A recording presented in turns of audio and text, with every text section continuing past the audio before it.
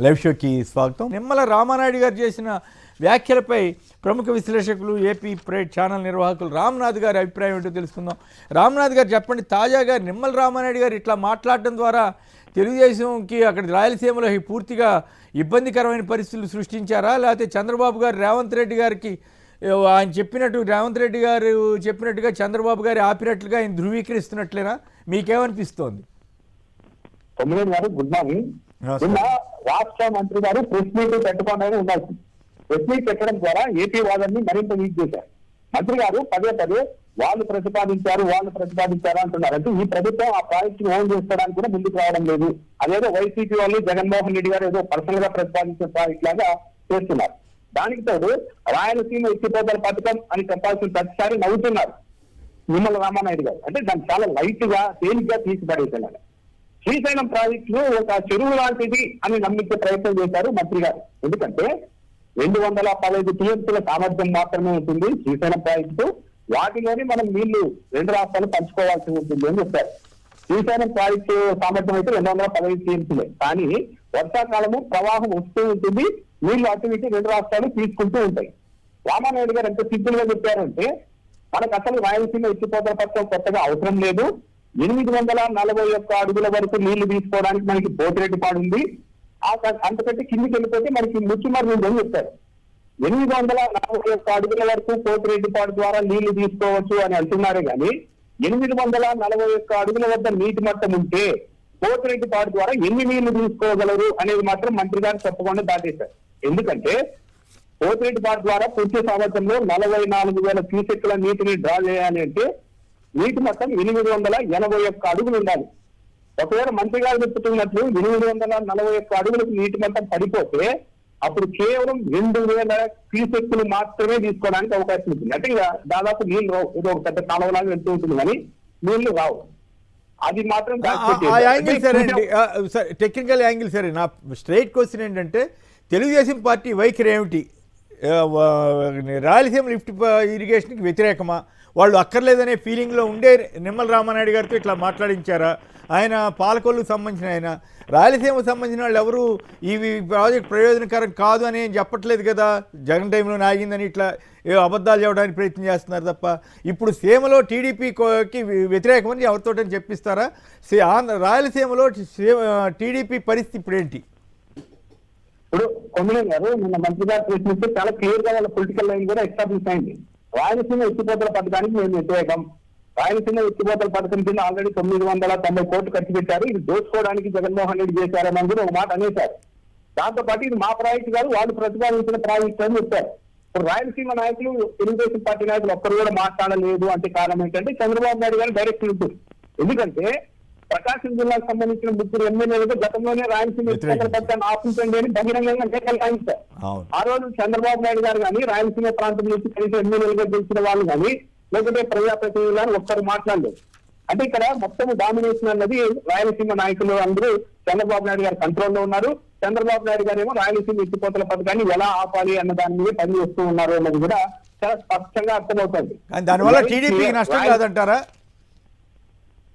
మరి నష్టం కాకుండా ఎలా ఉంటుంది కొమ్మినేని గారు? ఇంత బహిరంగంగా ఒక ప్రాజెక్టును ఆపేసి పైగా దాన్ని సమర్థించుకునే ప్రయత్నం చేస్తున్నారంటే, మేము ఆపేయడం కరెక్ట్ అని సమర్థించుకునే ప్రయత్నం చేస్తున్నారంటే ఒకటే ఉండాలి, రాయలసీమ ప్రజలు అందరూ ఆలోచించుకుంటే తెలుగుదేశం పార్టీకి విపరీతమైన డ్యామేజ్ ఉంటుంది. లేకుంటే రాయలసీమ ప్రజలు అమాయకులే, వాళ్ళకి ఏం అర్థం కాదు అని మంత్రి గారు చంద్రబాబు నాయుడు గారు అనుకుంటుంటే అది ఎన్నికల్లో వెళ్తుంది. దీంతో పాటు ఇంకొక మాట చెప్పండి. రాయలసీమ లిఫ్ట్కి వ్యతిరేకంగా మాట్లాడే వార్తలనే ఈనాడు ప్రముఖంగా వేస్తున్నట్టుగా కనపడుతోంది కదా. మరి ఆ వార్తల మీద వాళ్ళ వైఖరి కూడా, ఈనాడు వైఖరి కూడా రాయలసీమ లిఫ్ట్కి వ్యతిరేకం అని అనుకోవచ్చా? లేక నిజంగానే ధర్మబద్ధంగా ఎక్కడ ఆందోళనకు సంబంధించిన వార్తలు అయితే రాయట్లేదు కదా పెద్దగా? మీడియాలో గమనిస్తే కొమ్మినేని గారు ఫస్ట్ లైన్ మొదలు పెట్టడంలోనే ఎలాంటి అనుమతులు లేకుండా మొదలు పెట్టిన ప్రాజెక్ట్ అని ఆంధ్రప్రదేశ్ విషయంలో ఆంధ్రప్రదేశ్ మీడియా ప్రచురిస్తోంది, తెలుగుదేశం పార్టీకి అనుకూలంగా ఉన్న మీడియా. అంటే వీళ్ళే ముందే అదొక అనధికారిక ప్రాజెక్టు, ఇల్లీగల్ ప్రాజెక్టు, దాని ముందుకు తీసుకెళ్లడానికి వీల్లేదని మాట్లాడుతున్నారు. కానీ నిన్న మళ్ళా రామానాయుడు గారు ఉమ్మడి చెప్తున్నారు, తెలంగాణలో కడుతున్న ప్రాజెక్టు కూడా అనుమతులు లేవు, కాకపోతే వాళ్ళు కట్టేస్తున్నారు, పూర్తవుతాయి త్వరలోనే, దాని ద్వారా వాళ్ళు రోజుకి 6 టీఎంసీ నీళ్ళు తీసుకుంటారని చెప్తున్నారు. మన దానికి వచ్చేసరికి మాత్రం జగన్మోహన్ రెడ్డి అనుమతి తీసుకోలేదు. ఒక ఇల్లీగల్ ప్రాజెక్ట్ చేసి స్వయంగా రాష్ట్ర మంత్రి గారే బయటికి సమాచారం ఇస్తూ ఉన్నారు ఇదానికి ఇల్లీగల్ ప్రాజెక్ట్ అని. ఏ ప్రాజెక్ట్ అయినా అన్ని అనుమతులు తెచ్చి మొదలు పెట్టడం అనేది సాధ్యమే కాదు. ఏ రాష్ట్రమైనా పనులు చేస్తూ అనుమతుల కోసం ట్రై చేస్తుంది. కేంద్ర ప్రభుత్వంలో చంద్రబాబు నాయుడు గారు ఉన్నారు. చంద్రబాబు నాయుడు గారు మొత్తం గవర్నమెంట్ మా మీద డిపెండ్ అయ్యి నడుస్తుంది కేంద్రంలో అని చెప్తుంటారు కదా. ఈ చిన్న ప్రాజెక్టు వాళ్ళు ఇలాంటి ప్రాజెక్టు కూడా అనుమతులు తీసుకోవాలి కదా. అదే కాకుండా ఆయన టేకప్ చేసిన పట్టిసీమకి పర్మిషన్ ఉందా, లేకపోతే ఎన్టీ రామారావు గారు టేకప్ చేసిన తెలుగు గంగకి మొదటి పర్మిషన్లు ఉన్నాయా, అంద్రినీవాకు ఉందా, గాలేరు నగరికి ఉందా, రాజశేఖర రెడ్డి గారు చేపట్టిన పోలవరం వీటన్నిటికీ మొదట్లో స్టార్ట్ చేసినప్పుడు ఉన్నాయా, ఇవన్నీ అయినా కూడా ఇట్లా ఈనాడు లాంటి బాధ్యతాయుతమైన పత్రిక బాధ్యతగా ఉండకుండా ఇంత ప్రజా వ్యతిరేకంగా మారిపోవడం వాళ్ళకు కూడా తెలుగుదేశానికి నష్టం సంగతి ఒకటైతే ఈనాడు లాంటి వాటికి ఇంకా ఎక్కువ నష్టం జరుగుతుందేమో అని నాకు అనిపిస్తూ ఉంది. చాలా బాధ్యత రాహిత్యంగానే నిన్న మంత్రి గారు కూడా మాట్లాడారు. రైట్ అండి, thank you very much Ramnath గారు. అతిథుల పరిచయం శ్రీ నిఖిల్ రావు గారు బీఆర్ఎస్ నేత, శ్రీ ప్రకాష్ రెడ్డి గారు భారతీయ జనతా పార్టీ రాష్ట్ర కార్యదర్శి, శ్రీ చరణ్ కౌశిక్ యాదవ్ గారు కాంగ్రెస్ పార్టీ అధికార ప్రతినిధి. కవిత గారు నిన్న మొన్న కంటనీరు తడిపెట్టడం, బీఆర్ఎస్ మీద తీవ్రమైన ఆరోపణ చేయటం, ప్రతిగా బీఆర్ఎస్ వారు డైరెక్ట్గానే ఆవిడ మీద అటాక్ చేయటం, ఇవన్నీ జరిగి ఎక్కడ అటాక్ అంటే రాజకీయంగా మహిళా నేతలు. సో ఈ పూర్తిగా తెగదెంపులు అయిపోయినట్లయినా ఈ కొత్త పార్టీ పెడితే నిజంగా ఏమైనా ప్రభావం ఉండే అవకాశం ఉంటుందా ఉండదా? ప్రకాష్ రెడ్డి గారు. మిత్రులిద్దరికి మీకు నమస్కారం. శ్రీనివాస్ గారు, నేను కొత్త పార్టీ అంటే ఇంకా మస్తు పార్టీలు వస్తుంటే పోతుంటాయి. చాలా తెలంగాణలో, ఆంధ్రప్రదేశ్ లో, దేశంలో చాలా పార్టీలు వస్తున్నాయి పోతున్నాయి. మన తెలంగాణ బస్సులు ఎప్పుడంటే మగలు వచ్చి పుబ్బుల పార్టీలు ఇది ఒక పార్టీ ఉంటది. అందుట్లో పెద్ద ఆ పార్టీ పెట్టడమే నాకు తెలిసి అసాధ్యమైన పని, అంటే కష్టసాధ్యమైన పని. పెడితే గిడితే ఒకవేళ ఉన్నా కూడా ఏదో మినుకు అనుకుంటూ కొద్ది రోజులు వాళ్ళ యాక్టివిటీ కోసం వాళ్ళ కోసం పనికొచ్చేదే. మీకు తెలుసు గతంలో కూడా నేను పోల్చట్లేదు కానీ షర్మిల గారు కూడా ఇదే పని చేశారు, పార్టీ అని. తర్వాత కాంగ్రెస్ పార్టీలో జాయిన్ అయ్యారు. ఇది కూడా ఆ ఎత్తుగడలో భాగమని అనుకుంటున్నారండి. కాంగ్రెస్ పార్టీ వారి కోసం మీరు చెప్తుంటే నాకు డౌట్ వస్తుంది ప్రకాష్ రెడ్డి గారు. ఎందుకంటే తెలంగాణలో కాంగ్రెస్కి గట్టి మద్దతుగా ఇస్తున్నటువంటి మీ మిత్రపక్షం ఏపీలో మాత్రం మీకే మద్దతు ఇస్తుంది అనుకోండి. ఆ పత్రిక కవిత గారికి బాగా ఫోకస్ చేయడానికి ప్రయత్నిస్తుంది. అప్పుడు షర్మిల గారికి అట్లాగే ఫోకస్ చేసి ఆవిడని ముంచారు. ఇప్పుడు కవిత గారిని వాళ్ళు టేకప్ చేసినట్లుగా ఉన్నారు, కవిత గారి రాజకీయాన్ని. మీరు చెప్పింది మతుమారు అంటే కొంచెం గుర్తుంచుకోవడం చాలా కష్టంగా ఉంటే రీసెంట్ ఎగ్జాంపుల్ చెప్పిన సార్ ఇది అంతే. రీసెంట్ ఎగ్జాంపుల్ మీరు చూసినారు. అక్కడ కూడా ఏంటంటే మా కాంగ్రెస్ పార్టీకి అనుకూలంగా ఉండడం కోసం అని చెప్పి ఇప్పుడు చేస్తున్న ఎత్తుగడని నేను అనుకుంటున్నది. కాంగ్రెస్ పార్టీ ఆడిస్తున్న నాటకం అని అనుకుంటున్నాను. ఈ మొత్తం ప్రక్రియ అంతా కూడా వాళ్ళ కన్సర్నర్లో వాళ్ళ అధీనంలో నడుస్తుందని అనుకుంటున్నాను. కాబట్టి కవిత గారి పార్టీ పెద్ద నేనైతే చాలా సీరియస్ గా దాన్ని ఇంపార్టెంట్ గా అసలే ఫీల్ గాను. దాంట్లో అయ్యేలేదు పోయేలేదు, చాలా మంది పార్టీలు పెట్టినారు, వచ్చినారు, పోయినారు.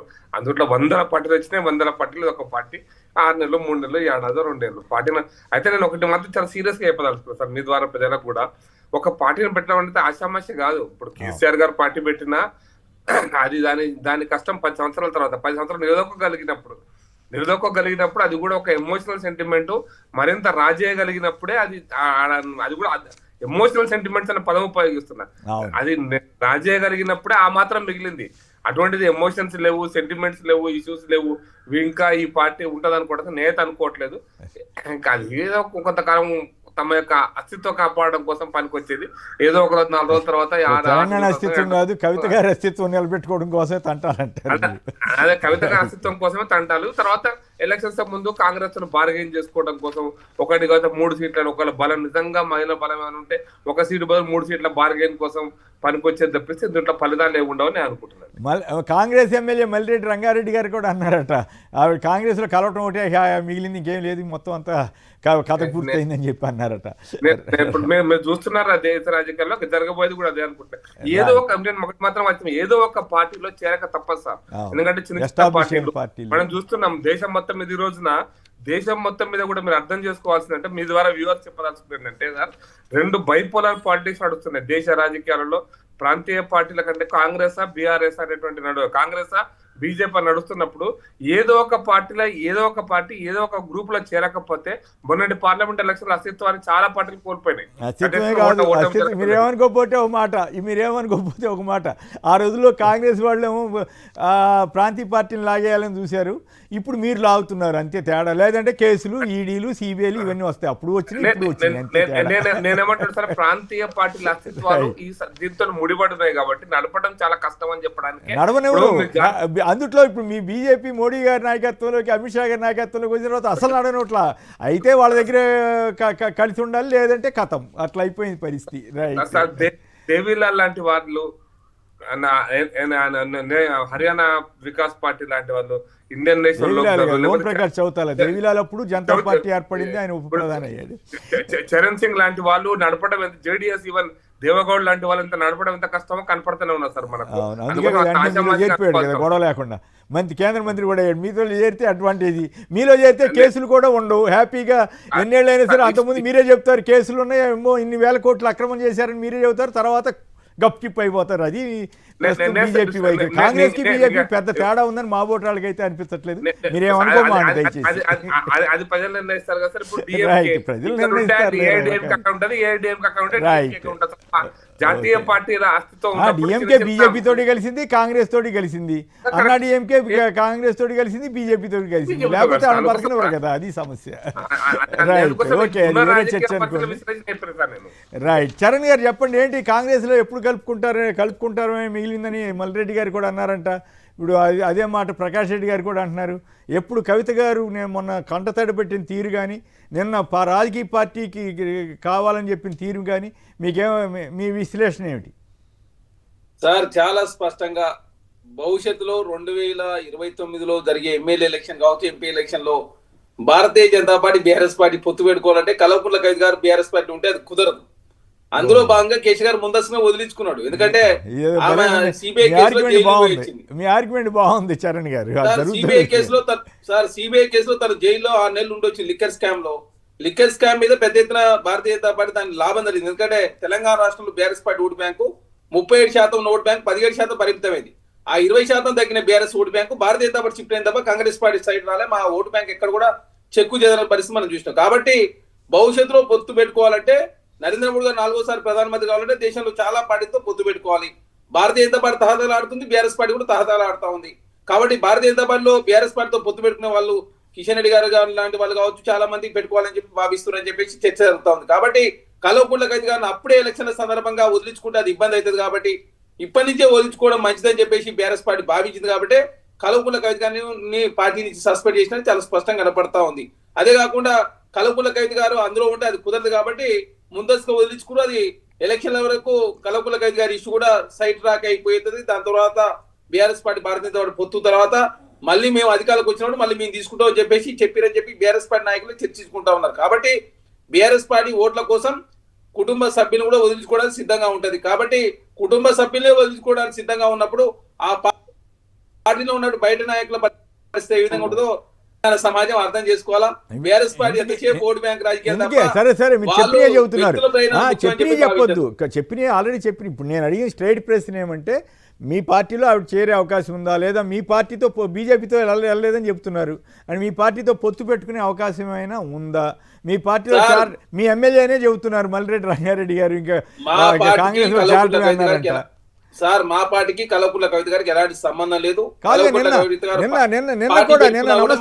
నిన్న నమస్తే తెలంగాణలో పెద్ద వార్త వచ్చింది. బీఆర్ఎస్ మహిళా నేతలంతా దీని వెనకాల ఎవరున్నారో తెలుసు అంటూ రేవంత్ రెడ్డి గారి రాజకీయ వ్యూహం అన్నట్టుగా ఇండైరెక్ట్ గా రాశారు. సార్ వాళ్ళు కూడా ఇంకొక మాట మాట్లాడారు, కేసీఆర్ గారి కన్నా పైసలు మీ దగ్గర ఎక్కువ ఉన్నాయి అంటే అందరుగా అవినీతి చేసిన విషయం చాలా స్పష్టంగా నిన్న మహిళా నాయకులు నిర్ధారించారు.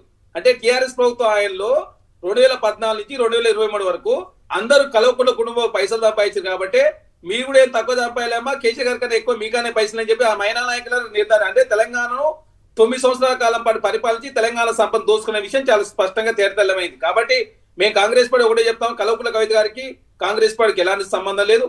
ఓన్లీ బీఆర్ఎస్ పార్టీ భారతీయ జనతా పార్టీ వ్యూహంలో భాగంగా కల్వకుంట్ల కవిత గారు బయటికి ఒకవేళ ఆవిడ కాంగ్రెస్ లో చేరతానన్నా లేదా కొత్త పార్టీ పెట్టుకుని పార్టీకి కాంగ్రెస్తో పొత్తు అంటే ఒప్పుకుంటారా ఒప్పుకోరా? ఆఫ్ కోర్స్ మీరు ఇప్పుడు సార్, కాంగ్రెస్ పార్టీ చెప్పరనుకో. తెలంగాణ రాష్ట్రంలో మాకు టీజేఎస్ కావచ్చు సిపిఐ పార్టీతో మాత్రమే పొత్తుంది. కల్వకుంట్ల కవిత గారు పెట్టే పార్టీ కాంగ్రెస్ పార్టీ సంబంధం లేదు. ఆమె అనుకునే నడపాల్సిన కర్మ కాంగ్రెస్ పార్టీ లేదు, రేవంత్ రెడ్డి గారికి లేదు. అదే కాకుండా ఆమె పార్టీ పెట్టుకునే అధికారం ఉంది, పెట్టుకున్నా మాకు అభ్యంతరం లేదు. కాకపోతే మేము కల్వకుంట్ల ప్రభావం ఎట్లా ఉండే అవకాశం ఉంది? ఎవరికి నష్టం జరుగుతుంది? ఆవిడ పార్టీ వల్ల ఎవరికైనా నష్టం జరుగుతుందా జరగదా? ఇప్పుడు ప్రకాష్ రెడ్డి గారు అయితే ఏం ఎఫెక్ట్ ఉండదు అన్నారు, మీరేమనుకుంటున్నారు? సార్, మాకైతే నష్టం లేదు. అది బీఆర్ఎస్ పార్టీకి మాత్రం నష్టం అవుతుంది. ఏదైనా ఆమె పార్టీ పెడితే మాత్రం బీఆర్ఎస్ పార్టీ నష్టం అవుతుంది. కానీ బీఆర్ఎస్ పార్టీ కూడా పెట్టే ఆ పార్టీ ఆమె కల్వకుంట్ల కవిత గారు అయితే నేనైతే పార్టీ పెడతారని చెప్పి నేను భావిస్తలేను. కంటిన్యూగా జాగృతి సంస్థ నడిపే అవకాశం ఉన్నది కనపడతాం. ఓకే, తెలంగాణ అస్తిత్వాన్ని కాపాడే పార్టీ కావాలి, రాజకీయ పార్టీ దిశగా అడుగులు పడుతున్నాయని వార్త వచ్చింది, అందుకని అడుగుతున్నాను, లేదంటే లేదు. రైట్. నిఖిల్ గారు మీరేమంటారు? మొత్తం మీద మిమ్మల్ని ఇబ్బంది పెడుతున్నటువంటి కవిత గారి అంశంలో మీ వైఖరి ఏమిటి? ఇప్పుడు బీజేపీ వాళ్ళు మా వాదన విన్నారు, కాంగ్రెస్ వాళ్ళ వాదన. ముందుగా మీతో పాటు మిత్రులు కౌశిక్ గారికి, పెద్దలు ప్రకాష్ రెడ్డి గారికి నమస్కారం. వారితో పాటు సాక్షి టీవీలో చూస్తున్నటువంటి ప్రేక్షకులందరికీ కూడా నమస్కారం. కవిత గారు పార్టీ పెడితేనో ఇంకెవరు పార్టీ పెడితేనో బీఆర్ఎస్ పార్టీకి నష్టం అనేది పూర్తిగా అవాస్తవమైన విషయం. ఇది భారతదేశంలో దాదాపుగా 7,000-8,000 పార్టీలు ఉన్నాయి. దాంట్లో అదొక పార్టీ అవుతుంది తప్పితే ఇంకోటి జరిగేది లేదు. ఇందాక ప్రకాష్ రెడ్డి గారు అన్నట్టుగా గతంలో మేము పార్టీ పెట్టినాడు కూడా తెలుగుదేశం పార్టీ నుండి బయటకు వచ్చి 2001 ఏప్రిల్ 27 నాడు జలదృశ్యంలో పిడికేడు మందితో మొదలైనా కూడా అది ఏ రకంగా సునామీ సృష్టించిందో చూసినాము. దానికి ముందు అనేక సార్లు చెప్పిండ్రు, మగలో పుట్టింది పుబ్బలో పోతుంది, ఇంకోసారి పోతుంది, వీళ్ళ పార్టీ వెంట ఎవరు నడవరు, వీళ్ళ దగ్గర బలమే లేదు, వీళ్ళ దగ్గర డబ్బు లేదు, వీళ్ళకి తెలివి లేదు, ఇట్లా అనేక వ్యాఖ్యానాలు చేస్తూ వస్తూ ఉంటే 2014లో చాలా స్పష్టంగా రాష్ట్రాన్ని ఏ రకంగా సాధించినామో, ఆ తర్వాత ఏ రకంగా దేశంలో నెంబర్ 1 చేసినామో చూసిండ్రు మీరు. మీతో పాటు మొత్తం సమాజం అంతా కూడా చూసింది. అదేవిధంగా భారతదేశంలో ఎవరైనా పార్టీ పెట్టుకోవచ్చు. దాంట్లో భాగంగా కవిత గారు కూడా పూర్తిగా పార్టీ పెట్టుకొని ప్రజా సమస్యలపైన పోరాడితే బాగుంటుంది. అధికార పార్టీ చేస్తున్నటువంటి తప్పిదాల మీద పోరాడితే బాగుంటుంది. ఎంతసేపు కాంగ్రెస్ పార్టీ ఇచ్చిన స్క్రిప్ట్ని తీసుకొని అసెంబ్లీలో చదవడం, మన కౌన్సిల్లో చదవడము, ఇట్లాంటివి కొద్దిగా మానుకొని ఇప్పటికైనా సరే బీఆర్ఎస్ పార్టీ మీద విమర్శలు చేయాలనుకున్నారు. కాంగ్రెస్ పార్టీ ఆరోపణలు కూడా చేశారుగా, అవమానించారని, అదని కంటతడి మా దగ్గర నుండి బయటకు పోయిన ప్రతి వాళ్ళు ఇంతకుముందు ఇంతకన్నా చాలా పెద్ద ఎత్తున చేసిపోయిన వాళ్ళని చాలా మందిని చూసినాం సార్ మేము. గతంలో రఘునందన్ గారు పోతాయింది, తర్వాత అనేక పేర్లు తీసుకోవడం ఇప్పుడు అవసరం లేని విషయం, కానీ అనేక మంది తీవ్రమైన ఆరోపణలు చేస్తూ పోయినరు. పోయినా ఎవ్వరు కూడా బీఆర్ఎస్ పార్టీని ఏమీ చేయలేకపోయినరు. బీఆర్ఎస్ పునాదులు అంత స్ట్రాంగ్గా ఉన్నాయి, మా నాయకుడు అంత స్ట్రాంగ్గా పనిచేస్తూ ఉంటారు కాబట్టి మా కమిట్మెంట్ ఎక్కడ చెక్కు చెదరకుండా ఉంటుంది కాబట్టి మాకు ఎక్కడ నష్టం జరిగే పరిస్థితి లేదు. భవిష్యత్తులో ఏం చేసే అవకాశం ఉంది? ఆవిడ నిజంగానే పార్టీ పెడతారా? పెడితే కాంగ్రెస్తో ఎలైనే అవకాశం ఉందా? మీరు వెనకాల ఎవరు ఉన్నారో మాకు తెలుసని నిన్న మీరు ప్రకటన చేయించారు. మాకు కాదు సార్, మాతో పాటు తెలంగాణ యావత్ సమాజానికి తెలుసు. కవిత గారు ఏం చేస్తారంటే మీరు ఒక్కసారి గమనిస్తే 4 నెలల క్రితము రాజీనామా సమర్పిస్తూ ఉంటారు స్పీకర్ గారికి, ఎవరికి? కౌన్సిల్ చైర్మన్ గారికి. 4 నెలల నుండి అది పెండింగ్లో ఉంటుంది. 4 నెలల తర్వాత 1 ఫైన్ డే కవిత గారికి ఒక ఆలోచన వస్తుంది. కౌన్సిల్ చైర్మన్ గారి దగ్గరికి పోయి, చైర్మన్ గారు మీరు నా రాజీనామాను ఆమోదించడానికి ముందు ఒక్కరోజు కౌన్సిల్లో మాట్లాడే అవకాశం ఇవ్వండి, నా రాజీనామాకు గల కారణాలన్నిట్లను నేను కౌన్సిల్ ద్వారా రాష్ట్ర ప్రజానికానికి వివరించిన తరువాత మీరు నా రాజీనామాను ఆమోదం చేయాలి అని అంటారు. సరే అని చైర్మన్ గారు టైం ఇస్తారు. టైం ఇచ్చిన తర్వాత ఆమె ముందే కాంగ్రెస్ పార్టీ నుండి ఏదైతే స్క్రిప్ట్ వచ్చిందో ఆ స్క్రిప్ట్ అంతా చదువుతారు. అక్కడ చదివి కన్నీళ్లు పెట్టుకుంటూ ఉంటారు. నిజంగా ఒక ఆడబిడ్డ కన్నీళ్లు పెట్టుకోవడం అనేది బాధాకరమైన విషయమే, దాంట్లో రెండో ఆలోచన లేదు. కానీ వారు కన్నీళ్లు పెట్టుకుంటూ ఉంటారు. బయటకు వచ్చిన తర్వాత మళ్ళీ ఇమ్మీడియట్గా నిన్న రాత్రి రాజీనామా ఆమోదం పొందింది అని కౌన్సిల్ చైర్మన్ ద్వారా లెటర్ వస్తూ ఉంటుంది. చాలా స్పష్టంగా తెలుస్తూ ఉంది వారెక్కడన్నా కాంగ్రెస్ పార్టీని విమర్శించారా. అర్థం కాని విషయం ఏంటంటే ఆవిడ పర్సనల్ విషయాలు అట్లాగే బీఆర్ఎస్ కు సంబంధించిన విషయాల మీద ఎక్కువ మాట్లాడటం అనేది కొంచెం చాలా స్పష్టంగా తెలుస్తూ ఉంది. అక్కడ ఎంతసేపు బీఆర్ఎస్ మీద మాత్రమే విమర్శలు చేస్తూ ఉన్నారు తప్పితే కాంగ్రెస్ పార్టీని ఒక్క మాట అన్న పరిస్థితి లేదు. మరో విషయం ఏంటంటే మీరు దేశం మొత్తంలో ఎక్కడన్నా ఒక కౌన్సిల్లో కానీ లేదంటే అసెంబ్లీలో కానీ పార్లమెంట్లో కానీ ఒక సభ్యులుగా ఉన్నవాళ్ళు రాజీనామా సమర్పించిన తర్వాత, అది కూడా స్పీకర్ ఫార్మాట్లో రాజీనామా ఇచ్చిన తర్వాత నాకు మళ్ళొకసారి అవకాశం ఇవ్వండి, నా రాజీనామా కారణాలు చెప్తామని అన్న పరిస్థితులు చూసినామా? గతంలో ఎన్టీ రామారావు గారు కూడా అడిగినారు, వారికి ఇచ్చిన అవకాశము అనేక సార్లు చూసాం. ఇక్కడ చాలా స్పష్టంగా కాంగ్రెస్ పార్టీ అడుగుజాడల్లో మాత్రమే కవిత గారు నడుస్తూ ఉన్నట్టుగా తెలుస్తూ ఉంది. అయినప్పటికీ వారు నిజంగానే రాష్ట్రంలో అనేక సమస్యలు ఉన్నాయి, అనేక సమస్యలు విలయతాండవం చేస్తూ ఉన్నాయి. వాటి మీద మాట్లాడితే బాగుంటుంది, వాటి మీద ప్రజల్లోకి మరింత బలంగా వెళ్ళాలని మేము కోరుకుంటా ఉన్నాం. ఇంకోటి చరణ్ గారు ఒక మాట మాట్లాడినారు, భవిష్యత్తులో బీజేపీ కాంగ్రెస్ పొత్తు పెట్టుకుంటాయని. మాకు తెలంగాణ రాష్ట్రానికి సంబంధించినంత వరకు ఏ రాజకీయ పార్టీతో పొత్తు పెట్టుకోవాల్సిన అవసరం లేదు. చాలా స్పష్టంగా గ్రౌండ్ వర్క్ చేస్తూ ఉన్నాము. రాష్ట్రంలో ఏ వర్గాన్ని కదిలించినా కూడా వాళ్ళు పడుతున్న ప్రతి ఇబ్బందిని మేమే దగ్గరుండి అడ్రస్ చేస్తూ ఉన్నాము. పూర్తి స్థాయిలో రాష్ట్రంలో ఎప్పుడు అసెంబ్లీ ఎన్నికలు వచ్చినా కూడా 100% ఏకపక్షంగా బీఆర్ఎస్ పార్టీకి కేసీఆర్ గారి నాయకత్వానికి మాత్రమే ఓటేయడానికి సిద్ధంగా ఉన్నట్టుగా చాలా స్పష్టంగా తెలుస్తూ ఉంది. రైట్. జీఎస్టీ ఎగవేత కేసులో కాంగ్రెస్ నేత అరెస్ట్. 28 కోట్ల ఎగవేసిన కాంగ్రెస్ బాల్కొండ నియోజకవర్గ incharge Sunil arrest. Trillion lead factory limited MD Chetan కూడా అని ఒక వార్త నమస్తే తెలంగాణలో వచ్చింది. చరణ్ గారు దీని మీద ఏమైనా కామెంట్ చేస్తారా? అసలు నిజమేనా ఈ వార్త, కరెక్టేనా? మీ బాల్కొండ ఇన్ఛార్జ్ అరెస్ట్ అయ్యారంట సార్. ఇప్పుడు నమస్తే తెలంగాణ టీ న్యూస్, ఇప్పుడు కేటీఆర్ గారు కేసీఆర్ గారు అది చూసే మోసపోతున్నారు. నమస్తే తెలంగాణ టీ న్యూస్ వచ్చింది కరెక్ట్ అని చెప్పేసి వాళ్ళు ఒక అపోహతోటి తెలంగాణ రాష్ట్ర అసెంబ్లీ విషయాలను కూడా పక్క పెట్టే ప్రయత్నం జరుగుతా ఉంది. అంటే అరెస్ట్ వార్త కదా అది. కాదు కాంగ్రెస్ ఇన్ఛార్జ్ అరెస్ట్ వార్తలు కూడా అట్లా అబద్ధపు వార్తలు రాయగలుగుతారా? ఏ పత్రిక అయినా సరే అంత ధైర్యం లేదు కదా. వ్యాపారం అన్నప్పుడు వ్యాపారంలో ఏముందో తెలియదు. సరే ఏదైనా జరిగిందన్న దాని చిన్నది పెద్ద చేసి చూపించే అలవాటు నమస్తే తెలంగాణ టీ న్యూస్ ప్రయత్నం ఎప్పుడు చేసినా ఉండేది. నమస్తే తెలంగాణ టీ న్యూస్ అరే ఎప్పుడు సార్ ఏ అంశమైనా తీసుకోండి రోజు. అంటే జీఎస్టీ ఎగవేత కేసులో బాల్కొండ ఇన్ఛార్జి కాబట్టి అదే మామూలు రొటీన్ గా ఏదైనా కార్యకర్త ఏదైనా అయితే అది వేరే విషయం. సార్ అట్లాంటి బీఆర్ఎస్ ఆరెంజ్ ట్రావెల్స్ ఓనర్ అంట ఆయన, నాకైతే ఐడియా లేదు సార్. ఇప్పుడు ఇవన్నీ సార్ వ్యాపారం చేసుకునే వాళ్ళకు జిఎస్టీ నోటీసులు ఇచ్చుడు కామన్, జిఎస్టీ సంబంధించినటువంటి ట్రిబ్యునల్ లో కేసులు కామన్ ఏమైనా నడుస్తూనే ఉంటాయి. ఇంట్రోడక్స్ పార్థసారథి రెడ్డి చాలా ఉన్నాయి అంటే ఆయన మీద ఈడీ ఇన్కమ్ ట్యాక్స్ కేసులు 100 కోట్ల రూపాయలు దొరికినాయి. మరి ఆయన రాజ్యసభ సభ్యుడు కొనసాగుతున్నాడు. మరి అట్లా అంటే 15.5 ఎకరాలు సార్, 3.5 ఎకరాలు సరిపోదు సాయి సింగ్ హాస్పిటల్ అని చెప్తే సిసిఎల్ఏ 15.5 ఎకరాలు ఇచ్చారు. ఆనాడు 1983 రేట్ల ప్రకారం ఇచ్చారు. ఏదైతే అదేవిధంగా క్యాన్సర్ హాస్పిటల్ ఉంది, క్యాన్సర్ హాస్పిటల్ ఏదైతే ఇచ్చారో దాని విధంగా ఇచ్చారు. ఎన్టీఆర్ క్యాన్సర్ హాస్పిటల్ సంబంధించినటువంటిది కాబట్టి బసవతారం క్యాన్సర్ హాస్పిటల్ కు 1983లో ఏ నిబంధనలు పెట్టిరో ఆ నిబంధనలు పెట్టి కేసీఆర్ గారు వారికి పరిస్థితి మనం చూసినాం. వారి మీద ఇంట్రోడక్స్ పార్థసారథి మీద ఇన్కమ్ ట్యాక్స్ కేసులు పరిస్థితి మనం చూసినాం. కాబట్టి దాన్ని పెద్ద ఎత్తున బూచో చూపించే ప్రయత్నం, ఎందుకంటే అక్కడ వాళ్ళ ప్రశాంత్ రెడ్డి గారు ఎమ్మెల్యే ఉన్నారు కాబట్టి వాళ్ళు పెద్ద ఎత్తున నమస్తే తెలంగాణ టీవీస్ లో దీన్ని పెద్ద రాపించే అవకాశం కూడా చాలా స్పష్టంగా కనపడుతుంది. రైట్, ఓకే, అదేంటండి సంగతి. మీరేమైనా మాట్లాడతారా? మీరు కావాలని రాయిస్తున్నారు అంటున్నారు. కాంగ్రెస్ కావాలని రాయించే అంత ఇంట్రెస్ట్ ఎవరికి ఉండదండి. లేదా ఒక నియోజకవర్గానికి సంబంధించి గతంలో 2-3 సార్లు పోటీ చేసి ఓడిపోయినారు. వారు ఓడిపోయిన వ్యక్తి రాష్ట్రంలో అతి కీలకంగా ఆరెంజ్ ట్రావెల్స్ అని నడుపుతా ఉంటారు. నాకు తెలిసినంత వరకు రాష్ట్రంలో గతంలో 2-3 సార్లు పోటీ చేశారు. మొన్న కూడా కాంగ్రెస్ పార్టీ బీఫామ్ మీద పోటీ చేసినట్టు గుర్తు నాకు. అతి తక్కువ స్వల్ప ఓట్ల తేడాతో పోటీ చేశారు. పోటీ చేసి ఏదైనా కూడా ఇట్లా పన్నుల ఎగవేత ఇట్లాంటి వాటికి సంబంధించి ఆ చర్చల్లో రావడం నిజంగా బాధాకరమైన విషయము. రాష్ట్రంలో 10 మందికి చెప్పే స్థాయిలో ఉండి నియోజకవర్గంలో దాదాపుగా ఎమ్మెల్యే స్థాయిలో పనిచేయగలిగినటువంటి వ్యక్తి ఈ రకంగా చేయడం బాధాకరమైన విషయం. ఇమ్మీడియట్గా అట్లాంటిది ఏమైనా ఉంటే క్లియర్ చేసుకుంటే బాగుంటుంది. రైట్, అంతేగాని ప్రధాన ప్రతిపక్షంగా మేమేదో రాయిస్తున్నాము ఇట్లాంటి ఆలోచనలు పెట్టుకోవాల్సిన అవసరం లేదు. తప్పుడు వార్త అయితే కాదు, అసలే కాదు. ప్రకాష్ రెడ్డి గారు మీరేమన్నా మాట్లాడతారా? సాధారణంగా చెప్తే సార్ జిఎస్టీలో ఎటువంటి పన్నులు ఏమైనా డిస్క్రిపెన్సీ వస్తే సాధారణంగా వాటిని పెనాల్టీస్ వేసి వాళ్ళ కట్టమని అంటారా అయిపోతారు సార్. కానీ అరెస్ట్ వచ్చింది అంటేనే ఇక్కడ దొంగతనం చేసినా అర్థమవుతుంది. అంటే బహుశా కాంగ్రెస్ కాబట్టి అరెస్ట్ చేశారేమో, అదే మీ మిత్రపక్షం అయితే అరెస్ట్ చేయకపోతుంది. ఎందుకంటే మీ గతంలో స్కిల్ స్కామ్ కేసులో చూసామండి ఏం జరుగుతుందో. జిఎస్టీ విషయంలో కాంగ్రెస్ మిత్రపక్షం అని కాదు సార్. ఇష్యూ ఎక్కడ వస్తుందంటే సార్, మీరు పెనాల్టీస్ అనేటువంటి పెనాల్టీ క్లాజ్ ఉంది. పెనాల్టీలు కట్టలేని అంటే కట్టకపోతేనే ఇంకా దొంగతనం చేస్తేనే ఇటువంటి పడతాయి. తప్పు లెక్కలు వస్తే పెనాల్టీస్ వేసి వదిలిపెడతారని అరెస్ట్ చేశారంటేనే మ్యాటర్ సీరియస్ అని అర్థం చేసుకోవాలంటే. రైట్, మళ్ళీ మార్చివేయాలా?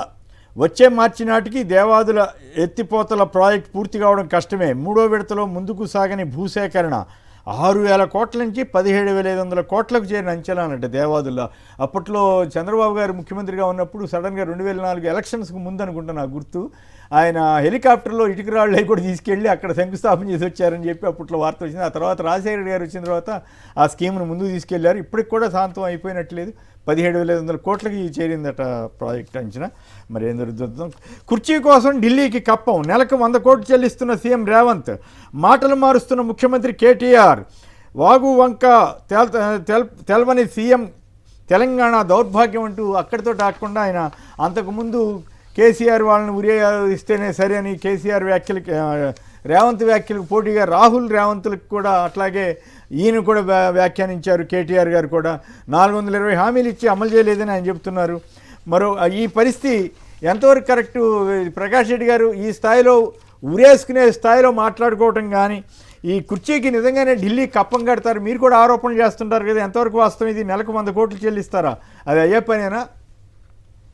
అయ్యే పని అని అంటే సార్ మీరు చూస్తున్నారు సార్, హైదరాబాద్ లో భూములు ఇప్పుడు పైసలైన భూములలోనే ఉన్నాయి. ఆ భూములు తప్పిస్తే ఇంకోటి గత పార్టీ కూడా భూములు వస్తే గవర్నమెంట్కి వెళ్తుంది కానీ ఆయనకి ఎందుకు వెళ్తుంది? అంటే అక్కడ అప్పుడు హిల్ట్ ప్రాజెక్ట్ పెట్టారు సార్, నిన్న అసెంబ్లీలో చర్చ జరిగింది. హిల్ట్ ప్రాజెక్టు 9,000 ఎకరాలలో దేనికోసం ఎంతమంది వారు ఇంకో మాట కూడా చెప్పారు. ఉదాహరణకి ఒక సిసిఎల్ ఒక క్యాన్సర్ హాస్పిటల్ కోసం అని టిఆర్ఎస్ పార్టీ ఇచ్చిందని చెప్పి రేవంత్ రెడ్డి ఆరోపణ చేశాడు. అదే రేవంత్ రెడ్డి వచ్చిన తర్వాత అదే దాన్ని రైటిఫై చేసేసినాడు మళ్ళీ. అంత ఓకే, అంత మంచి. ఏ ఆసుపత్రి కొంచెం వివరంగా చెప్పండి. అదే హెట్రో డ్రగ్స్ వాళ్ళ హాస్పిటల్. ఓకే. జీవో రద్దు చేశారు, కావాల్సిన అయిపోయిన తర్వాత మళ్ళీ అది కొత్త జీవో ఇచ్చేసారు. ఇప్పుడు కనపడుతూనే ఉంది కదా, అన్ని భూముల పంచాయతీ చేస్తారు. గుట్టల బేగంపేట భూములు అంతే.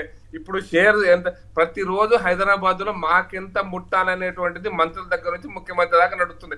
నేను 30% కమిషన్ గురించి కర్ణాటకలో మాట్లాడే తప్పుడు మాట మాట్లాడినట్టుగానే ఇక 30% కాదు సార్. మీరు ఒక పాత బిల్స్ ఇవ్వాలంటే కూడా ఆఖరికి మీకు ఇంకో చిన్న ఎగ్జాంపుల్ చెప్తా. హైదరాబాద్ నగరంలో, హైదరాబాద్ తెలంగాణ రాష్ట్రంలో కాలేజీలలో మన ఫీజు రియంబర్స్మెంట్ కోసం ఫీజు రియంబర్స్మెంట్ పైసలు ఇవ్వాలంటే కూడా నాకేంటంటే అని సెక్రటరియట్ లో అడుగుతున్నటువంటి పరిస్థితి సార్. ఇక ఆ స్థాయిలో ఈ రోజు కరప్షన్ అనేది అది ఇక మినిమం 10% సార్. అదే పాత బిల్స్ ఇవ్వాలంటే మినిమం దానికోసం పైరవికాలు వచ్చినారు, బ్రోకర్లు వచ్చినారు. ఆ బ్రోకర్లకు కూడా నడిపిస్తుంది. బ్రోకర్లు 1% నుంచి మొదలుపెట్టి 10% దాకా బ్రోకర్ల దగ్గర కూడా షేర్ ఉంది సార్. కాబట్టి ఇదంతా కూడా ప్రభుత్వం కేంద్రంలో ఉన్నటువంటి పార్టీ. అయితే వాళ్ళు అప్పుడప్పుడు ఈ మధ్యలో కాంగ్రెస్ పార్టీలో ఒక మాట మాట్లాడుతుంటారు, నాకు ఆశ్చర్యం కూడా ఉంటుంది. అది మీ ద్వారా ప్రజలు కూడా చెప్పాలనుకుంటున్నారు సార్. మా దగ్గర మా అకౌంట్లో 350 కోట్లే ఉన్నాయి, కానీ బీజేపీ అకౌంట్లో 6,000 కోట్లు ఉన్నాయి. మేము 55 ఏళ్ళు పరిపాలించినాం, మీరు 35 ఏళ్ళు, మీరు 10 ఏళ్ళే పరిపాలించారు. ఈ లాజిక్లు బాగా చెప్తారు సార్. మా దగ్గర ఉన్నదంతా వైట్ మనీ, మీ దగ్గర ఉన్నదంతా బ్లాక్ మనీ. బ్లాక్ మనీ మాట్లాడదు సార్ దయచేసి. కాదు వాళ్ళు బ్లాక్ మనీ, వాళ్ళ అకౌంట్ లో ఉన్నది బ్లాక్ మనీ అయితే మీ అకౌంట్ లో ఉన్నది అదే అవుద్ది కానీ వైట్ ఎట్లా అవుద్ది? అకౌంట్ మాట్లాడతలేను సార్. వాళ్ళ దగ్గర ఎలక్షన్ బాండ్లు చట్టవిరుద్ధం అని చెప్పి సుప్రీంకోర్టు చెప్పింది సార్. ఒక కుటుంబం దగ్గర చూపెట్టని లెక్కలు ఉంటాయి సార్. మాది కుటుంబ పార్టీ కాదు. ఒక ప్రెసిడెంట్ మారి ఇంకో ప్రెసిడెంట్ పోతే అకౌంట్లు మారుతాయి. ఈ ప్రెసిడెంట్ ఆ ప్రెసిడెంట్ 4 ప్రెసిడెంట్లు మారుతూనే ఉంటారు 3 ఏళ్ళకి ఒకసారి. కాబట్టి ఆ లెక్కలు బ్లాక్ ఉండవు సార్. వాళ్ళ దగ్గర ఒకటే కుటుంబం కాబట్టి ఆ కుటుంబం దగ్గరనే ఉంటాయి కాబట్టి ఆ కుటుంబం తిజోడిలో ఉంటాయి కాబట్టి తప్పకుండా బ్లాక్ మనీ చెల్లించాల్సిందే సార్. ఆ బ్లాక్ మనీతో కూడా భూ రూపంలో ఉన్న బ్లాక్ మనీని వాళ్ళు చెల్లించుకుంటారు. అందుకోసమే అది వాళ్ళ పార్టీ నడపక తప్పదు. ఎందుకంటే జాతీయ స్థాయి వాళ్ళకి ఏం లేదు కాబట్టి ఈ కర్ణాటకలో తెలంగాణలో ఇవ్వాలి. ఎందుకంటే హిమాచల్ ప్రదేశ్లో దిక్కే లేదు. నాకు ఒక్కసారి 1 నిమిషాలు హాఫ్ మినిట్ ముగిస్తాను సార్. మాకు ఎప్పుడో ఒకసారి మా ఆల్ ఇండియా ట్రెజరర్ మేము అధికారం లేనప్పుడు పైసలు మేము పార్టీ నడపడానికి పైసలు ఇబ్బంది ఉందని మేమే ఒక చిన్న మీటింగ్ లో క్లోజింగ్ మీటింగ్ లో అంటే అన్నాడు, అరే పూరా పైసా హైదరాబాద్ మే హై, पूरा देश को कांग्रेस पार्टी हैदराबाद से चला रहा, आपको पैसा नहीं है करके कैसा बोलते? भाई आपके पास पैसा है, आप पैसा कैसा लेना? మేము ప్రతిపక్షంలో ఉన్నాం. ఎవరు? మా ఆల్ ఇండియా ట్రెజరర్, మా ఆల్ ఇండియా కోశాధికారి. మొత్తం దేశాన్ని హైదరాబాద్ దేశంలో నడుపుతుంది పార్టీని. ఇక్కడ పైసలు లేవంటారు ఎట్లా? మేము ఎందుకు పంపిస్తాం పైసలు? మా పార్టీలో సిస్టమ్ ఉంటుంది సార్, ఏ రాష్ట్రానికి ఆ రాష్ట్రం అనే. అట్లనే ఇప్పుడు కూడా ఈ రాష్ట్రం పైసలు పంపిస్తే తప్ప ఆల్ ఇండియా పార్టీ నడిచే పరిస్థితి లేదని మాత్రం అందరికీ వినిపిస్తున్నది. అందరు ఫైనల్ గా సమాధానం చెబుతారా? మీరే మాట్లాడాలి. మాట్లాడండి. 100 కోట్లు కాదు 100 కోట్ల కప్పం కడుతున్నారంటే నేను ఈ విషయం మాట్లాడతాను సార్. ప్రపంచంలోనే కాస్ట్లీ ఎన్నికల ఖర్చు 1,35,000 కోట్ల ఖర్చు 2024 ఎలక్షన్ల ఖర్చు పెడితే 2019లో అన్ని పార్టీలు కలిపి 60,000 కోట్లు అయింది భారతదేశంలో. ఇది ప్రపంచంలో ఒక మేలైనటువంటి సర్వే నిర్వహించింది. అందులో 45% భారతీయ జనతా పార్టీ అంటే 2019 ఎలక్షన్లో 27,000 కోట్ల రూపాయలు Bharatiya Janata Party electronic media, print media, social media మొత్తం ఖర్చు 27,000 కోట్ల రూపాయలు ఓన్లీ భారతీయ జనతా పార్టీ ఖర్చు పెట్టింది సార్.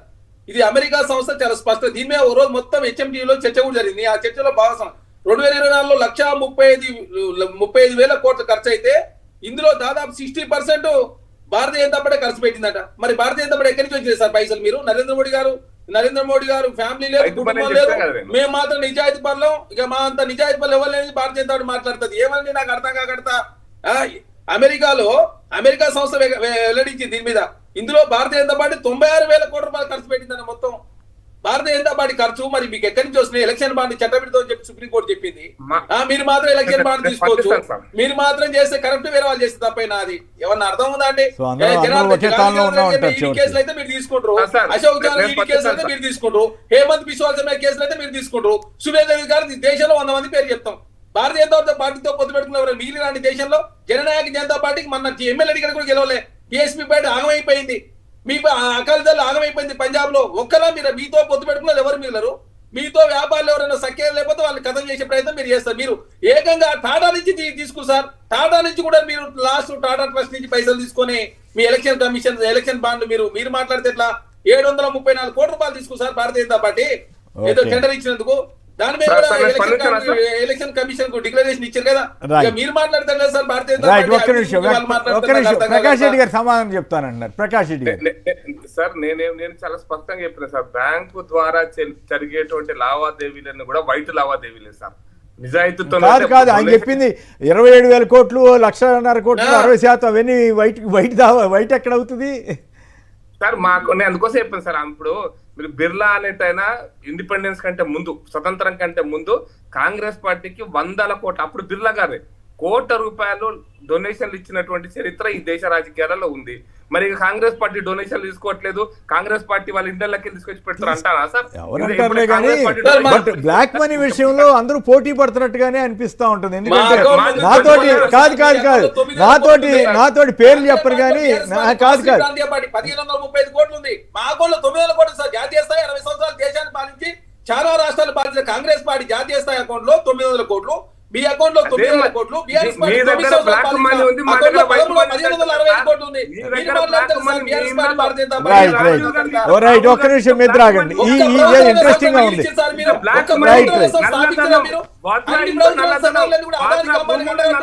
ఒక్కొక్కడు ప్రియాంక గాంధీ భూముల నల్లధనం హైదరాబాద్ లో ఎవరన్నా అడగండి సార్, ఎవరు ధనవంతుడు, ఎవరింట్లో ఉంటున్నారు సార్.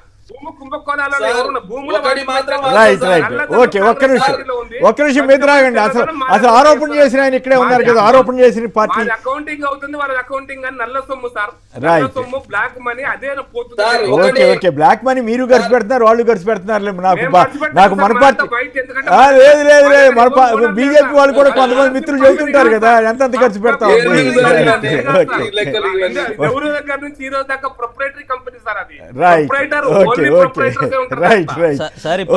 ఏంటి 100 కోట్లని ఎట్లా మీరు నిర్ధారణకు వచ్చారు? ఇట్లా ఏదో లెక్క పెట్టి దగ్గర నుండి లెక్క పెట్టినట్టు ఎట్లా అయితే మా కేటీఆర్ గారు నిన్న 100 కోట్లని మాత్రమే చెప్పిండ్రు కానీ నిజంగా జరుగుతున్న విషయం ఏంటంటే ఎక్కడన్నా ఎలక్షన్లు జరిగినాయంటే చాలు మొత్తం హైదరాబాద్ నుండే ఎన్రూట్ అవుతున్నాయి కాంగ్రెస్ పార్టీకి సంబంధించి దేశవ్యాప్తంగా అనేది గతంలో అనేక సార్లు చూసినాం మనము. అక్కడో ఇక్కడో డబ్బులు దొరికిన పరిస్థితులు కూడా చూసినాం మనము. 100 కోట్లు కాదు వేలాది కోట్లు తరించేదానికి కూడా రేవంత్ రెడ్డి గారు చాలా సిద్ధంగా ఉన్నారు. నిన్నగాక మనం మిత్రుల దగ్గర చెప్తున్నట్టుగా వింటా ఉన్నాము.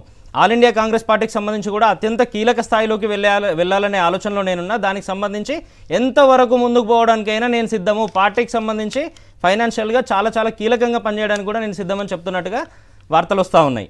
ఆ రకంగా చూస్తూ ఉంటే మీరు నిన్నగాక మొన్న 2023 అసెంబ్లీ ఎన్నికల్లో ఏ రకంగా ఖర్చు పెట్టినో చూసినాము. తర్వాత మొన్న మహారాష్ట్రకు సంబంధించిన ఎన్నికలు 2023 అసెంబ్లీకి సంబంధించి వాళ్ళు ప్రతిపక్షంలో ఉన్నా కూడా తీవ్ర స్థాయిలో ఖర్చు పెట్టిండు సార్. ఒకవైపు మమ్మల్ని లాక్ చేస్తూ ఇంకోవైపు బీజేపీ మద్దతు తీసుకొని బీజేపీకి సంబంధించి చోటే బాయ్ బడే బాయ్ అంటూ అనేక రకంగా వందలాది కోట్లు వేలాది కోట్లు డంపు చేసిన పరిస్థితులు మనం చూసినాము. స్వయంగా దానికి కొంచెం వెనక్కిపోయి చూస్తే 2014 ఎన్నికల్లో నాకు గుర్తున్నంత వరకు వాళ్ళ ఉత్తమ్ కుమార్ రెడ్డి గారికి సంబంధించి 2 కోట్లు 3 కోట్లు దొరికితే కారులో వేసి కాల్చుకున్న పరిస్థితులు కూడా మనం చూసినాము. పట్టుబడితే బ్యానెట్లో పెట్టి కాల్చుకున్న పరిస్థితులు కూడా మనం చూసినాం. అట్లా అనేకం దొరికినాయి. సరే అవన్నీ పక్కన పెడితే వాస్తవానికి జరుగుతున్నది ఏంటంటే తెలంగాణను మొత్తం పీడించి పిప్పి చేసి కేవలం అధికారంలో మరో 3 సంవత్సరాలు మాత్రమే ఉంటారు అనేది చాలా స్పష్టంగా వాళ్ళకి తెలిసింది. కాబట్టి వీలైనంత వరకు దాచుకోవాలి, దోసుకోవాలి, జేబులు నింపుకోవాలి, ఢిల్లీకి కప్పం కట్టాలి. ఇది మాత్రమే కాంగ్రెస్ పార్టీ ఆలోచన, రేవంత్ రెడ్డి గారి ఆలోచన అనేది చాలా స్పష్టంగా తెలుస్తూ ఉంది మనకు. దీంతోపాటు నిజంగా వీళ్ళు చేస్తున్నది ఏంది అని అంటే ఎన్నికల్లో నిన్న మా కేటీఆర్ గారు చెప్పినట్టుగా 420 హామీలు ఇచ్చిండ్రు. ఈ రకంగా గ్యారంటీ కార్డులు ఇంటింటికి తిరిగి పంచిండ్రు. ఒకవైపు రేవంత్ రెడ్డి గారి ఫోటో, ఇంకోవైపు బట్టి విక్రమార్క గారి ఫోటో, ఆనాడు సిఎల్పి నాయకుడు, ఆనాడు పిసిసి ప్రెసిడెంట్. వీళ్ళ ఈ గ్యారంటీ కార్డులు పంచి ప్రతి ఇంటిని మభ్యపెట్టిరు, ప్రతి కుటుంబాన్ని మభ్యపెట్టే ప్రయత్నం చేసిండ్రు. సరే చేసిండ్రు, మంచో చెడో మాకు 37.5% వస్తే మీకు 39% ఓట్లు వచ్చినాయి, ఒక 4 లక్షల ఓట్లు ఎక్కువ వచ్చినాయి మీకు, మేము యాక్సెప్ట్ చేస్తున్నాం. ఎన్నికల్లో గెలిచిన తర్వాత డిసెంబర్ 7 నాడు మీరు ప్రమాణ స్వీకారం చేసిన నాటి నుంచి ఈ రోజు వరకు మీరు ఇన్ని హామీల్లో 420 హామీలు ఇచ్చిండ్రు వీళ్ళు, 42 పేజీలతో బుక్లెట్ వేసిండ్రు వీళ్ళు. ఇన్ని హామీల్లో ఒక్కటన్నా అమలు చేసిన పరిస్థితి ఉందా? ఫ్రీ బస్ ఒకటే అమలు చేసినామని చెప్తా ఉంటారు. దాంట్లో కూడా ఎన్ని రకాలుగా ఇబ్బందులు పడుతూ ఉన్నారు. అక్కడ ఉన్నటువంటి మహిళలు ఆర్టీసీకి ఎంప్లాయీస్ని కొట్టడము, లేదంటే ఆడవాళ్ళు మగవాళ్ళు కొట్టుకోవడం, ఇట్లా అనేక ఇబ్బందులు జరుగుతూ ఉన్నాయి. ఆ ఉన్న బస్సుల మీదనే లోడ్ పడడము, ఆర్టీసీ కార్మికులను తీవ్రంగా ప్రెజర్కి గురి చేయడము అనేకం జరుగుతుంది. హామీలు అమలు చేయలేకపోవడం సరే, అది ఒక్కటి కూడా అమలు చేసిన పరిస్థితి లేదు సార్. ఎంతసేపు ఇక్కడ దాచుకోవాలి, దోచుకోవాలి, ఢిల్లీకి కప్పం కట్టాలి. అయినా కూడా రాహుల్ గాంధీ అంత పెద్ద నాయకుడు కదా, ఆయన్ని పట్ల కానీ రేవంత్ రెడ్డిని కానీ, సరే అఫ్కోర్స్ రేవంత్ రెడ్డి గారు కూడా ఆ పదం వాడారు, కానీ అదే పదం మీరు కూడా వాడి దానివల్ల ఇంకా అనుచితమైన భాష వాడటం ఎందుకు? నిజంగా ఆ స్థాయిలో ఎందుకు అంటే రెచ్చగొట్టే ప్రయత్నమా ఈ రెండు వైపులా? ఖచ్చితంగా సార్. ఇప్పుడు రేవంత్ రెడ్డి గారు ముఖ్యమంత్రి హోదాలో మాకు నేర్పిస్తూ ఉన్నారు, ఏ రకంగా మాట్లాడితే వాళ్ళకి అర్థమవుతుంది అనేది నేర్పిస్తూ ఉన్నారు. 100% దాన్ని ఫాలో అవుతాం. ఇంకా తీవ్రంగా కూడా చెప్తాం. తాను ఏమాత్రం గౌరవం లేకుండా, తనకన్నా వయసులో పెద్దవారు గతంలో 10 సంవత్సరాలు ముఖ్యమంత్రిగా పనిచేసిండ్రు, దానికంటే ముఖ్యంగా తెలంగాణ అనే స్వరాష్ట్రాన్ని సాధించినటువంటి ఒక యోధుని, ఒక కేసీఆర్ గారిని పట్టుకొని అనేక రకాలుగా మాట్లాడుతూ ఉంటారు. నిన్నగాక మొన్న కొత్త సంవత్సరం అని కూడా చూడకుండా ఉరిదీయాలని మాట్లాడినరు, కసబ్తో పోల్చిండ్రు. అంత తీవ్రమైన పనులు ఏం చేసిండ్రండి కేసీఆర్ గారు? ఇవన్నీ రేవంత్ రెడ్డి గారేమో మాట్లాడవచ్చు, కానీ మా తరపున మా పార్టీకి సంబంధించి వర్కింగ్ ప్రెసిడెంట్గా ఉన్నటువంటి కేటీఆర్ గారు మాట్లాడకూడదా? 100% మీరు ఏ భాషనైతే వాడతారో అదే భాషలో మీకు సమాధానం చెప్తాం. ప్రజల విషయంలో ఎక్కడ అటువంటి భాష వాడాల్సిన అవసరం మాకు లేదు. రేవంత్ రెడ్డి గారికి సంబంధించి అయినా, రాహుల్ గాంధీ గారికి సంబంధించి అయినా, వాళ్ళ నాయకులు ఎవరికి సంబంధించి అయినా ఆ రకంగా మాట్లాడితే మాత్రమే అర్థమవుతుందని రేవంత్ రెడ్డి గారిని చూస్తేనే అర్థమవుతా ఉంది. అసెంబ్లీలో అదే భాష, బయటకు వస్తే అదే భాష. మరీ ముఖ్యంగా చిన్న పిల్లలకు, స్కూల్ పిల్లలకు సంబంధించి మీటింగ్ పెడితే కూడా వాళ్ళ ముందు కూడా అదే భాషలో మాట్లాడుతున్నటువంటి పరిస్థితులు. Right, okay. చరణ్ గారు సమాధానం చెప్పండి. మరి రేవంత్ రెడ్డి గారు ఎందుకు అనిష్టంగా మాట్లాడి మళ్ళీ అనిపించుకోవడం ఎందుకు? ఈ రకంగా మీ రెండు పార్టీల మధ్య యుద్ధం జరగాలనా, లేదా పోటీ ఉండాలనా, లేకపోతే కావాలని అంటలేదా? ఎందుకంటే రేవంత్ రెడ్డి గారిది ఒక వీడియో చూశాను. ఎలక్షన్ అయిపోయినప్పుడే గవర్నమెంట్ వచ్చిన వెంటనే ఇప్పుడు మనం బాధ్యతగా ఉండాలి, మన ఇష్టం వచ్చినట్టు మాట్లాడకూడదు, ఏ భాష కూడా సరిగా ఉండాలని చెప్పారు. కానీ ఆ పక్కనే ఆ తర్వాత రోజుల్లో కూడా ఆయన కొంచెం అనుచిత భాష వాడిన వీడియోలు కనపడుతున్నాయి. సరే, వీళ్ళు కూడా అదే మాట్లాడారు. నేను ఎవరిని సమర్థించట్లా. ఆ ఉరి అనే పదం అవసరమా? ఇట్లాంటి ఎందుకు? రాజకీయ నాయకులు, మీరు రాష్ట్రాన్ని ఏలాల్సిన వాళ్ళు, రాష్ట్ర ప్రజలకి సందేశం ఇవ్వాల్సిన వాళ్ళు, ఆదర్శంగా ఉండవలసిన వాళ్ళు అట్లా మాట్లాడితే ఏం ప్రయోజనం? సార్, మొదటగా బూతులు ప్రారంభించింది BRS party working president KTR గారే. నువ్వు మొగోడు అవుతారు రా అని చెప్పి మాట్లాడింది ఫస్ట్ కేటీఆర్ గారే. కేటీఆర్ గారు మాట్లాడిన తర్వాత కొడంగల్ సభలో రేవంత్ రెడ్డి గారు మాట్లాడారు. ఒక ముఖ్యమంత్రి పట్టుకొని మొగోడు అవుతారా అని చెప్పి, మొగోడిని కాబట్టి మాట్లాడుతున్నారా, నీకు ఎక్కడ చింతపడక రావన్నా, సిద్దిపేట రావన్నా, సిరిసిల్ల రావాలని చెప్పని చెప్పి ముఖ్యమంత్రి గారు మాట్లాడారు. అరే, మీరు మాట్లాడితే కరెక్ట్, వేరే వారిని మాట్లాడితే తప్పైనా అది. మీరు మాట్లాడిన బూతులకు మీరు భారతరత్న ఇచ్చినా తప్పే సార్. బీఆర్ఎస్ పార్టీకి ముగ్గురికి వరుస పెట్టవచ్చు, కేసీఆర్ గారికి, కేటీఆర్ గారికి, హరీష్ రావు గారికి. బూతులకు మీరు బూతులకు మీకేమైనా ఇవ్వాల్సి వస్తే భారతరత్న లాంటివి కూడా తక్కువ అయితే అని చెప్పి కాంగ్రెస్ పార్టీ భావిస్తుంది. అదే కాకుండా సార్, ఇప్పుడు ఇంత చెప్తా ఉన్నారు బీఆర్ఎస్ పార్టీ. సార్, మా పార్టీకి మొన్ననే 140 సంవత్సరాల చరిత్ర పూర్తయింది. మొన్న మేము సెలబ్రేషన్ చేసుకున్నాం. మొన్న పోయిన సంవత్సరం మేము ఢిల్లీలో పార్టీ ఆఫీస్ ఏర్పాటు చేసుకున్నాం. మీ పార్టీ పెట్టి 2001లో పెడితే 24 సంవత్సరాలు కాదు మీకు ఢిల్లీలో ఆఫీస్ ఉంటుంది. మీ అకౌంట్ లో 1575 కోట్లు ఉంటాయి, మా అకౌంట్ లో 900 కోట్లు ఉంటాయి. మీరు అవినీతి పర్లా, మేము అవినీతి పర్లమా? మాకు రాష్ట్రంలో ఆఫీస్ లేదు, జిల్లాలో ఆఫీస్ లేవు. మాకు మీకు జిల్లాలో ఆఫీస్ ఉంటాయి, రాష్ట్రంలో ఆఫీస్ ఉంటుంది. రాష్ట్రంలో గండిపేటలో ఇంకొక ఆఫీస్ తీసుకుంటారు, ఢిల్లీలో ఆఫీసులు మీ అకౌంట్ లో 1500 కోట్లు ఉంటాయి. నమస్తే తెలంగాణ ఉంటుంది, టీ న్యూస్ ఉంటుంది. మీకు మొయినాబాద్ లో పామ్ హౌస్ ఉంటుంది, శంకరపల్లిలో పామ్ హౌస్ ఉంటుంది. మీకు మాత్రం 20లో పామ్ హౌస్ ఉంటాయి. మీరు చేసే కరెక్ట్ వేరే వాళ్ళు చేస్తా పైన అది. అదే చెప్పింది కల్వకుంట్ల కవిత గారు చెప్పిన అమరజ్యోతి నుంచి అంబేద్కర్ విగ్రహం వరకు తెలంగాణ రాష్ట్రం దోపిడీకి పాల్పడ్డాడు కల్వకుంట్ల కేసీఆర్ గారు. అదే కాకుండా కలెక్టరేట్ లో అవినీతికి పాల్పడ్డారు. 1,00,000 కోట్ల రూపాయలు మెగా కృష్ణారెడ్డి గారికి దోషి పెట్టిండు. ఫోర్స్ జాబితాలో పేరు రావడం కారణం కేసీఆర్ గారు చెప్పి చాలా స్పష్టంగా తనే మాట్లాడింది. ఆ ప్రశ్నకు సమాధానం చెప్పండి సార్. అదే కాకుండా మొన్న సార్ కాదు, మరి ఇప్పుడు ఆ మెగా కృష్ణారెడ్డి గారి జోలికి మీరు వెళ్ళారా? కాదు, మీరు సరే ఆవిడ అన్నారు, ఆవిడ నిజమా కాదా? మీరేదో విచారణ అన్నారు, అదన్నారు, ఇదన్నారు, చాలా చేశారు కదా. మరి మెగా కృష్ణారెడ్డి గారి జోలికి వెళ్ళారా సార్? ఇప్పుడు మెగా కల్వకుంట్ల కవిత గారు చెప్పింది చెప్తా ఉన్నా సార్. ఇంకొకటి ఆవిడ చెప్పింది కరెక్టా కాదని చెప్పాలి కదా సార్. మరి ఇప్పుడు అన్ని సార్ ఇప్పుడు ఈ అంశం విషయంలో కూడా మేము చర్చ చేయడం, మేము అవసరం ఉంటే కమిటీ కాన్స్టిట్యూట్ చేస్తాం కూడా చెప్పిండు. కాకపోతే వీళ్ళు అసెంబ్లీ రాకుండా బైకాట్ చేసి వెళ్ళిపోతారు. తొండలు తీస్తాం, తోడకలు తీస్తాం కేసీఆర్ గారు 7 సార్లు అసెంబ్లీ సమావేశం మీరు ఆ తొండల భాష వాడటం ఎందుకబ్బా?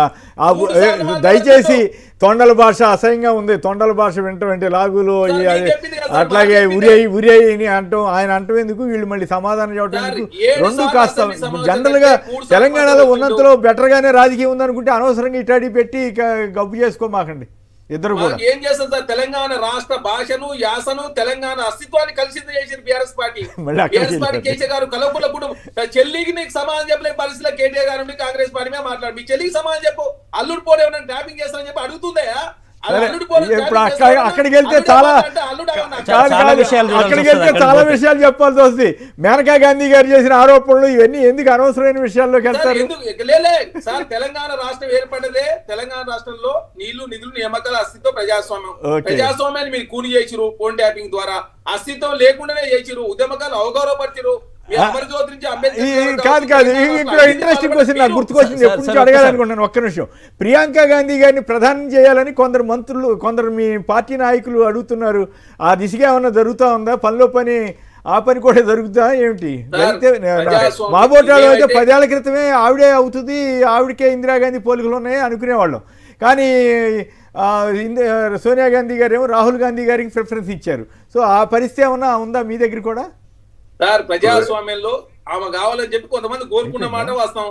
బెంగళూరు అదేవిధంగా ఎక్కడ అస్సాం సంబంధించిన ఎంపీ గారు కావచ్చు, ఇంకొక ఎంపీ, ఇద్దరు ఎంపీలు మాట్లాడారు. తర్వాత రాజమాత గారు మాట్లాడారు. తప్పే ఉంది సార్, తను కావాలని చెప్పి కోరుకోవడం కూడా తప్పని చెప్పి ఎవరన్నా ఒకరు ఫైనల్ గా ఒక మాట చెప్పండి. ఈ కృష్ణా జలాల ఇష్యూలో ఎవరిది పై చేయింది? మీ ప్రెజెంటేషన్ రేవంత్ అండ్ ఉత్తమ్ కుమార్ రెడ్డి గారిదా, హరీష్ రావు గారిదా?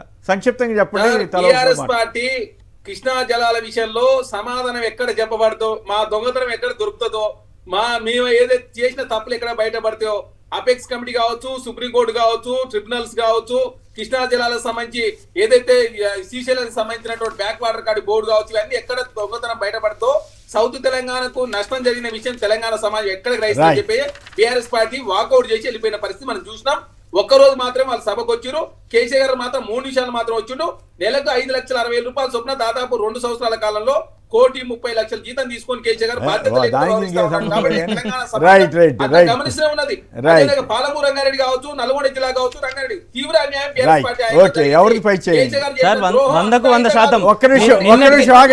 మీరు మాట్లాడినంత నిన్నటికి నిన్న కూడా చూసినాము.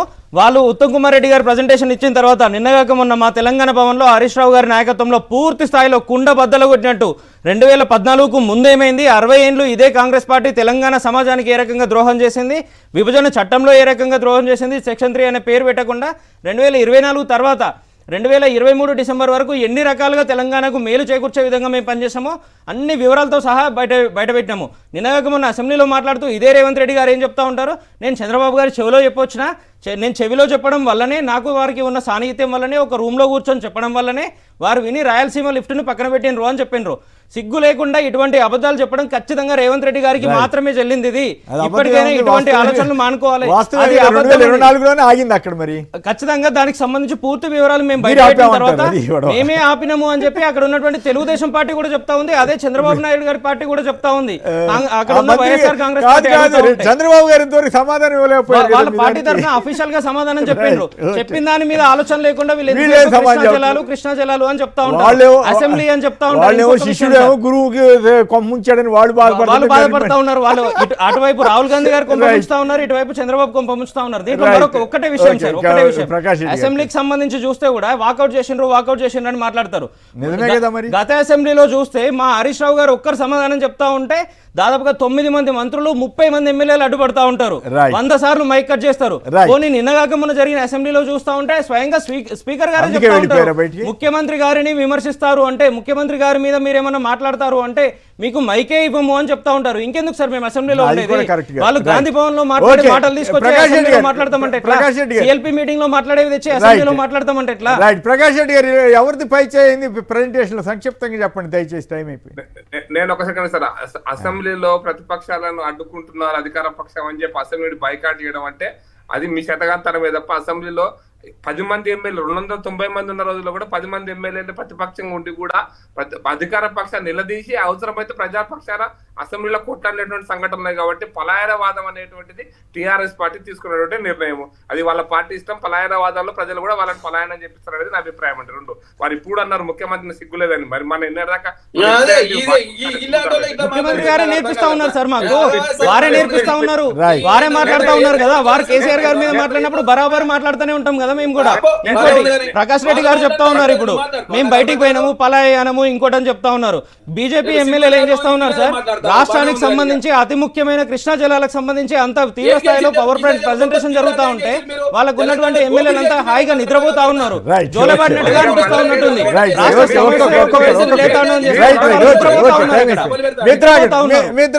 ప్రకాష్ రెడ్డి గారు సంక్షిప్తంగా మీరు కంప్లీట్ చేయండి సార్. కృష్ణా నది జలాలు ముఖ్యంగా మహబూబ్ నగర్, రంగారెడ్డి, నల్గొండ జిల్లాకు రావాల్సిన కృష్ణా జలాల విషయంలో గతంలో కాంగ్రెస్ పార్టీ చేసిన తప్పే టీడీపీ కూడా ఒక రకంగా అప్పుడు కూడా టీడీపీ కాలంలో కూడా మొదలైన ఎస్ఎల్బిసి పనులు కాలేదు. ఇప్పుడు కూడా అంతే సార్. తెలంగాణకు అన్ని పార్టీలు అన్యాయం చేస్తున్నాయి అనేటువంటిది మా అభిప్రాయం సార్. మాకు పూర్తిగా రావాల్సిన హక్కులు మాత్రం మొత్తం అంటే హక్కులు కాదు, మేము మాకు ఇప్పుడు 1,00,000 కోట్లు గోదావరి మీద ఖర్చు పెట్టారు కానీ 10,000 కోట్లు కృష్ణా మీద ఖర్చు పెట్టింటే చాలా చాలా లాభాలు జరిగాయి. 27,000 కోట్లు ఖర్చు పెట్టినామని ఇదే కాంగ్రెస్ ప్రభుత్వం చెప్పింది సార్. నిన్నగాక మొన్న అసెంబ్లీలో చెప్పింది 27,000 కోట్లు ఓన్లీ పాలమూరు రంగారెడ్డి ప్రాజెక్టు ఖర్చు పెట్టినామని. అలొకేషన్ వాళ్ళు ఏం ఖర్చు పెట్టలేదు. ఎందుకంటే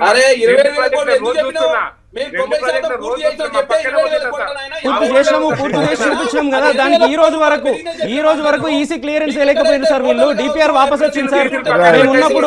మేమున్నప్పుడు 11 అప్లికేషన్లు పెడితే 7 క్లియరెన్స్ తెచ్చినాము. వీళ్ళు మూడు క్లియరెన్స్ లకు పెడితే 3 వాపస్ వచ్చినాయి వీళ్ళ దగ్గర. సార్ 63.5% స్ట్రైక్ రేట్ మాది.